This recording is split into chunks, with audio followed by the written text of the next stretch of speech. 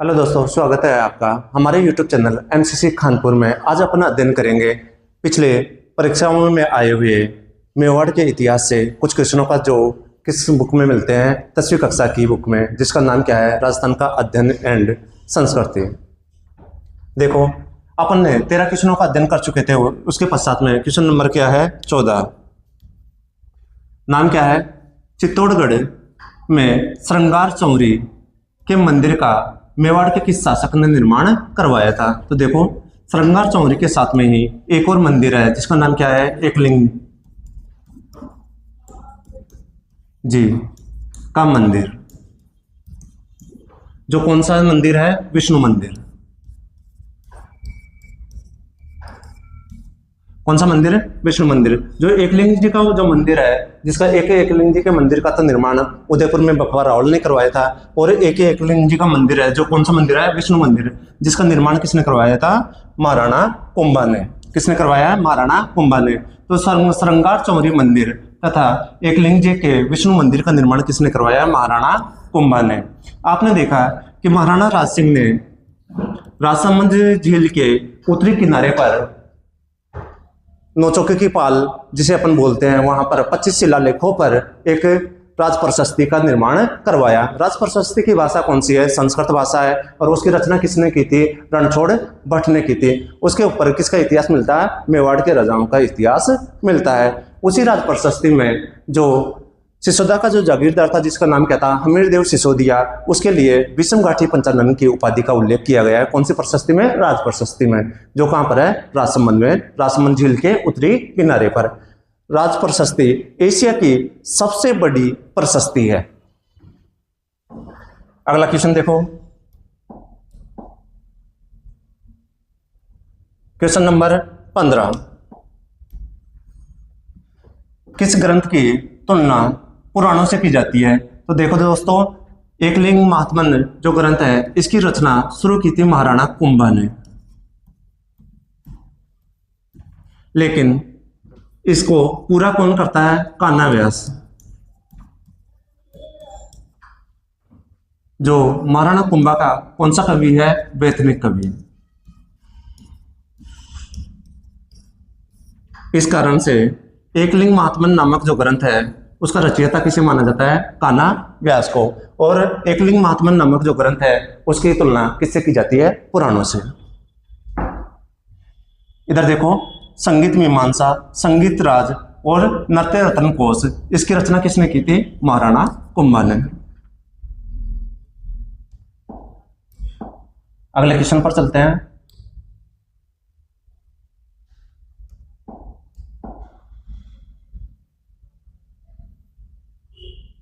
Question number 16। Maharana सांगा की मृत्यु 30 जनवरी 1528 में कौन सी जगह पे होती है। तो दोस्तों, आपने देखा कि 17 मार्च 1527 में सांगा और बाबर के मध्य कौन सा युद्ध हुआ था, खानवा का युद्ध।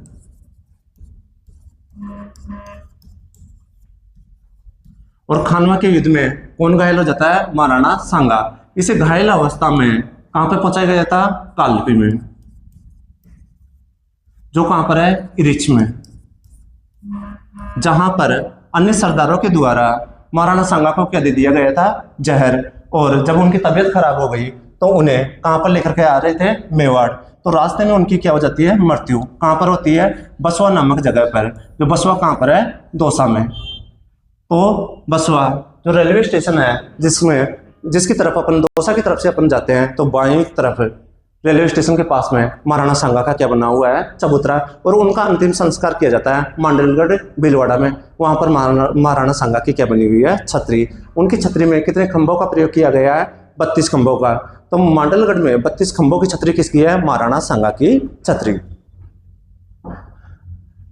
ये देखो, इधर गांव का क्या नाम है, कोलेरी गांव, जो कहां पर है, उदयपुर में। इसी कोलियारी गांव उदयपुर में जब महाराणा प्रताप हल्दी घाटी के युद्ध में घायल हो जाता है, या उसकी पराजय जब हो जाती है महाराणा प्रताप की, तो है कोलियारी गांव उदयपुर होते हुए कहां पर जाता है, कुंभलगढ़ के दुर्ग में। जो कुंभलगढ़ का दुर्ग कहाँ पर है? राजसमंद में। जिसका निर्माण किसने करवाया था? महाराणा कुंभा ने। इसी कुंभलगढ़ के दुर्ग के भीतर एक और दुर्ग बना हुआ है जिसका नाम क्या है? कटारगढ़। उस कटारगढ़ दुर्ग को मेवाड़ की क्या बोलते हैं? आंख।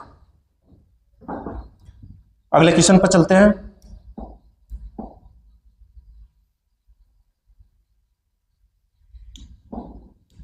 Question number 17।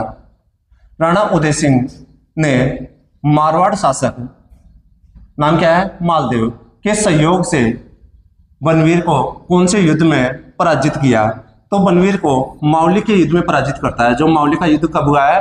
1540 ईस्वी में। और बनवीर की क्या कर देता है? हत्या। अगले क्वेश्चन देखते हैं। 18। हल्दीघाटी के युद्ध में मुगल सेनाओं के हरावल का नेतृत्व किसने किया था? तो किसने किया था? जगन्नाथ कछुआ ने। देखो दोस्तों, सेना के 3 भाग होते हैं। जो आगे आगे का जो भाग होता है उसे बोलते हैं हरावल। उसके पीछे का जो भाग होता है उसे बोलते हैं डोलान। उसके पीछे का जो भाग होता है उसे बोलते हैं चंद्रावल। तो अकबर की जो सेना थी उसके हरावल का नेतृत्व किसने किया था? जगन्नाथ कछुआ ने। और महाराणा प्रताप की जो सेना थी उसके हरावल का नेतृत्व किसने किया था? हाकिम का सूर ने। जो एकमात्र मुस्लिम सरदार था जिसने किसकी तरफ से युद्ध किया था? महाराणा प्रताप की तरफ से। क्योंकि इस युद्ध को भी आसफ खान ने क्या बोल दिया था? जिहाद, यानी कि धर्म युद्ध। अगला क्वेश्चन, क्वेश्चन संख्या 19। हल्दीघाटी के मैदान में निम्नलिखित में से कौन से रंग की मिट्टी नहीं पाई जाती?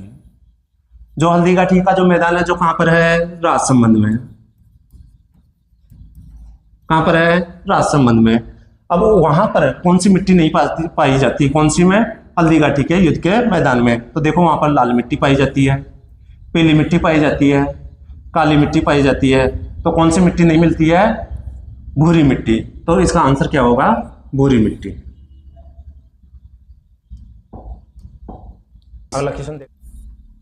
मेवाड़ का मैराथन कर्नल जेम्स टोड ने किस युद्ध को बताया है? तो कर्नल जेम्स टोड ने दिवेर के युद्ध को मेवाड़ का क्या बताया है? मैराथन। दिवेर का युद्ध अक्टूबर 1582 में होता है। और इस युद्ध में किसकी विजय होती है? महाराणा प्रताप की। महाराणा प्रताप का सबसे गौरवशाली युद्ध कौन सा कहलाता है? दिवेर का युद्ध। और सबसे प्रसिद्ध युद्ध कौन सा कहलाता है? हल्दीघाटी का युद्ध, जो कब हुआ है? 18 जून 1576 को। कब हुआ है? 18 जून 1576 को। सिंगोली का युद्ध कब हुआ है? 1336 को। कब हुआ है? 1336 को। गोगुंदा का युद्ध, जो हल्दीघाटी का जो युद्ध है जिसे अब्दुल कादिर बदायूनी अपनी पुस्तक मुन्नत ख्वाब उल तवारिफ में क्या बताता है? गोगुंदा का युद्ध। ठीक है दोस्तों, अगले क्वेश्चन पर चलते हैं।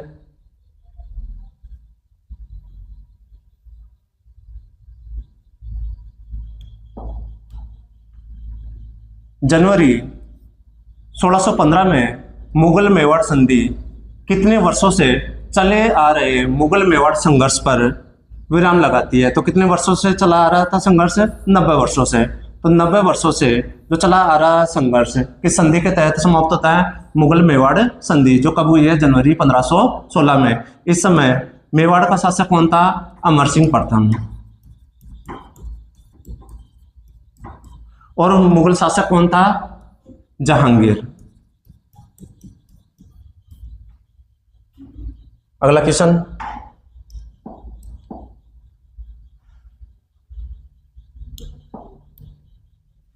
राज प्रशस्ति शिलालेख की रचना किसने की है? तो इस शिलालेख की रचना किसने की है?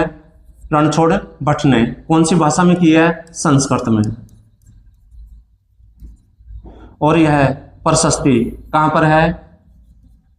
राजसमंद झील के उत्तरी किनारे पर। इस उत्तरी किनारे को किस नाम से जाना जाता है? नौचौकी पाल।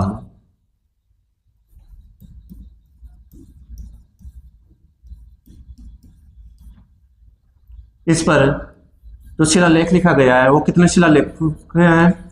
25 शिलाओं पर। कितनी शिलाओं पर लिखा गया है? 25 शिलाओं पर। और यह है एशिया का सबसे बड़ा क्या है? प्रशस्ति शिलालेख।